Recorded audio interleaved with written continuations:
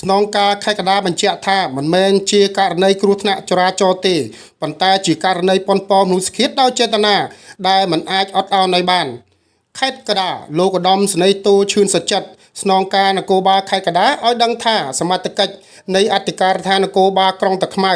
នៃស្នងការដ្ឋាននគរបាលខេត្តកណ្ដាលយប់ថ្ងៃទី8ខែមេសាឆ្នាំ2025ឃាត់ខ្លួនបរិសម្នាក់ឈ្មោះសែមវិកទ័រអាយុ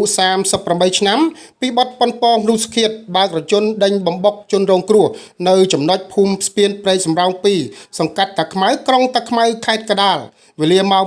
21:50 នាទីយប់ថ្ងៃទី8ខែមេសាឆ្នាំ2025បន្ទាប់ពីឃាត់ខ្លួនសមត្ថកិច្ចបានវាស់ជាតិអាល់កុលឃើញថាឈ្មោះសែមវិកទ័របានផឹកគ្រឿងស្រវឹងលើសពីច្បាប់កំណត់តាមចម្លើយសារភាពរបស់ឈ្មោះសែមវិកទ័របានឲ្យដឹងថាមុនពេលកើតហេតុខ្លួនបើករយន្តពីស្តុបព្រែកហូឆ្ពោះទៅទិសខាងកើតពេលមកដល់ជិតស្តុបកាកបាទក្រហមខេត្តកណ្ដាលមានម៉ូតូមួយគ្រឿងជិះគ្នា2នាក់បានគោះឡានរថយន្តរបស់ខ្លួនក៏ខឹងក៏បើករថយន្តដេញបំបុកតែម្ដងបច្ចុប្បន្នជនរងគ្រោះកំពុងសម្រាប់ព្យាបាលរបួសនៅមន្ទីរពេទ្យដោយឡែកជនបង្កសមត្ថកិច្ចកំពុងកសាងសំណុំរឿងបញ្ជូនទៅតុលាការចាត់ការតាមច្បាប់លោកឧត្តមសេនីយ៍តូឈឿនសុចិត្តបានបញ្ជាក់បន្ថែមថាករណីនេះមិនមែនជាករណីគ្រោះថ្នាក់ចរាចរណ៍ទេប៉ុន្តែជាករណីប៉ុនប៉ងមនុស្សឃាតដោយចេតនាដែលមិនអាចអត់ឱនឲ្យបាន